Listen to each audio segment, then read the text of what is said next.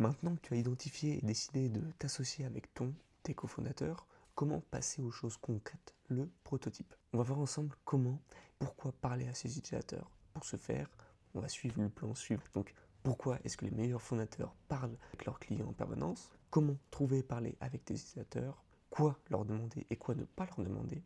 Quand construire ton MVP? Petit disclaimer, ce n'est que dans de très rares cas qu'une idée purement sortie de ton ou de votre imagination soit suffisamment pertinente et précise pour en créer une société. Bien souvent, ces idées sont issues, comme on a pu le voir, de discussions, d'échanges, et donc forcément une problématique qui a été identifiée et qui est partagée. Donc premièrement, pourquoi est-ce que les meilleurs fondateurs parlent avec leurs clients en permanence? Ces clients remettent les pieds sur terre aux fondateurs. En anglais, un reality check. En effet, dans une aventure entrepreneuriale, on pourra être emballé, être pris dans le mouvement de la chose et au final se déconnecter un petit peu de la réalité du terrain et commencer à intégrer des fonctionnalités dont tout le monde s'en fiche. Maintenant, comment prendre contact avec ces utilisateurs? Deux cas extrêmes. D'un côté, mettre le numéro de téléphone personnel directement accessible sur votre site vitrine, ou à l'inverse, n'être que joignable du monde extérieur, entre guillemets, des adresses mail anonymes. Donc c'est des fameuses adresses avec marqué ne pas répondre, do not reply. Je ne vais pas être catégorique, je te conseille de faire et de procéder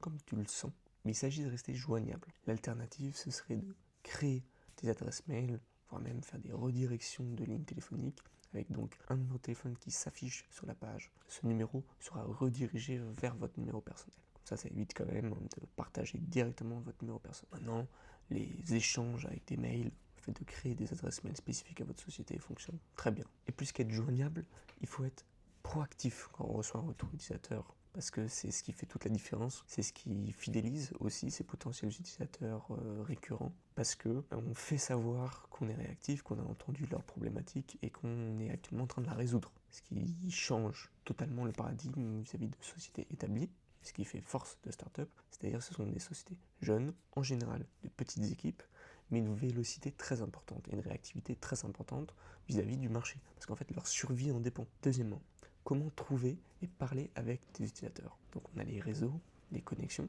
donc il y a différents réseaux, on a les réseaux sociaux, on pourrait dire ça, on a les différentes connexions qu'on pourrait avoir, mais il faut faire attention parce que les individus ne seront pas forcément pleinement honnêtes, car ne souhaitant pas te vexer, si ce sont tes connaissances notamment. Et donc il faut bien insister sur le fait que tu recherches une critique constructive et véritablement honnête, et si ta contrepartie n'est pas en mesure de donner une opinion là-dessus, qu'elle le dise dès le début. Donc le mieux reste de chercher de totales inconnus. Il y a LinkedIn, Slack, Discord, des groupes Facebook et des événements en personne. Un plan de bataille serait le suivant. Donc d'abord, interviewer de potentiels utilisateurs, apprendre à propos de leurs problèmes et les motivations autour de telle problématique, le problème X, et comprendre à quoi devrait ressembler ton prototype. Donc ton MVP, ton Minimum Viable Product, c'est plus ou moins similaire. Il s'agit de chercher les décideurs des entreprises cibles. Le but est véritablement d'apprendre si mathématiques intéresse ou s'il s'agit d'un faux problème, d'un puits de goudron ou une tarpita idea, donc clin d'œil à ceux ayant vu cette vidéo sur la chaîne. Donc si ton idée, ta thématique, ton sujet d'étude intéresse, pourquoi? Mais également sinon, si ça n'intéresse pas, pourquoi est-ce que ça n'intéresse pas? Tu pourrais surtout agrandir ta culture, tes connaissances. Il pourrait y avoir potentiellement déjà un concurrent.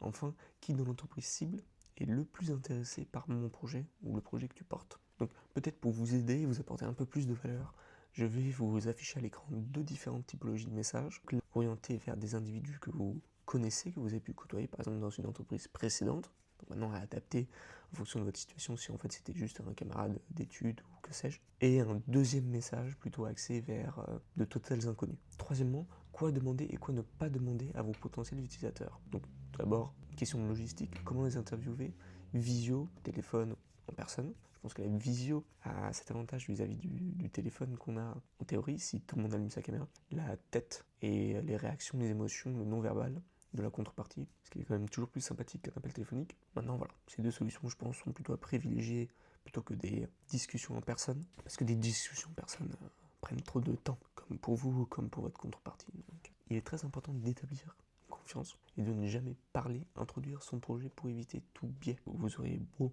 parler de votre projet dans le message d'accroche, lors de la première discussion, il s'agit plutôt de récolter des informations, donc de faire parler la personne en face de vous. Donc restez à l'écoute, ne parlez pas, posez des questions, ou pose des questions ouvertes pour obtenir des retours détendus. Et enregistre ou à minima, prends des notes de ces réponses. Donc des exemples de questions à poser. Comment résolvez-vous tel problème? Donc le problème aujourd'hui. Quel est le plus gros point de douleur de ceci?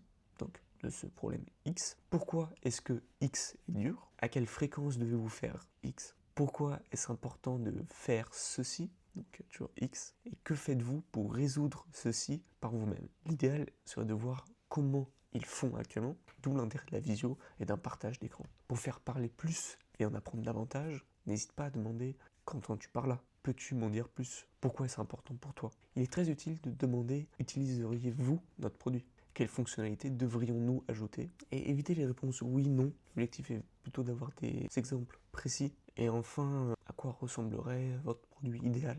On évite toujours de poser plusieurs questions en même temps et on garde toujours dans un coin de notre tête que notre objectif est d'en apprendre davantage sur la situation, sur la contrepartie, sur la problématique, voire même avec les deux dernières questions que j'ai pu citer, donc à quoi ressemblerait votre produit idéal, des exemples de fonctionnalités. Ça, c'est plutôt des questions pour se tenir au jus, avoir un petit peu un sentiment global, mais il ne faut pas que ce soit le fil rouge de votre réflexion et du développement du prototype, parce qu'en fait, les contreparties, comme on le verra plus tard dans cette vidéo, ne savent pas vraiment bien ce qu'ils veulent. Pour revenir à nos moutons, lors de ces échanges, le focus doit être sur les problèmes rencontrés actuellement par nos potentiels prospects, les solutions, les fonctionnalités, on y réfléchit en parallèle, mais surtout on y réfléchira plus tard en équipe, quand on débriefera un petit peu et qu'on regroupera toutes ces notes d'échange. Comme j'ai pu l'introduire un petit peu plus tôt, les utilisateurs sont bons à décrire leurs problèmes, mais bien moins bons à décrire la solution qu'ils veulent, les fonctionnalités essentielles. Donc ils voudront tout, puis seront submergés finalement de fonctionnalités et arrêteront d'utiliser votre service. Donc après les échanges, il faut impérativement synthétiser les apprentissages, créer des hypothèses, problème, solution tout le temps, et faire l'ébauche du MVP. Enfin, est-ce que résoudre ce problème apporte de la valeur? Pour répondre à cette question, on peut notamment demander, est-ce que des gens payent pour ce genre de solution actuellement? As-tu déjà essayé de résoudre ce problème pour toi-même, voire par toi-même? Ça, c'est plutôt des questions pour toi. Certains prospects seront toujours plus faciles à aller chercher que d'autres. Ne jamais oublier de confronter le prototype au marché. Il faut mettre le plus rapidement possible ce produit dans les mains de vos utilisateurs, de vos prospects, ne rien dire, laisser faire, et demander donc à ces testeurs de décrire ce qu'ils ressentent. C'est l'occasion d'identifier si l'expérience utilisateur, l'interface utilisateur est pertinente, simple, accessible et compréhensible par le plus grand nombre. Ces retours sont plus que précieux. Et il faut que vos prospects, que ce soit ceux répondant à vos interviews de tout à l'heure ou ceux maintenant testant votre produit, se sentent spéciaux. Ouvrir un canal de communication avec eux, un groupe WhatsApp, un Discord, un Slack, voire une newsletter, et montrer qu'on prend en considération leur retour et qu'on itère encore et encore et encore. Parce qu'en fait, ça rendra ces contreparties, ces testeurs spéciaux. Ils se diront que cette société produit quelque chose pour moi. Quand bien même on ne sera pas spécifiquement au service de cet utilisateur, on aura pris en compte et en considération ces retours pour améliorer le produit pour tout le monde. La boucle ne peut que être vertueuse. Tout ça pour dire que j'ai oublié de faire l'ombre de cette vidéo, donc n'hésite pas évidemment si la vidéo t'a plu à t'abonner et lâcher un petit like pour suivre la suite.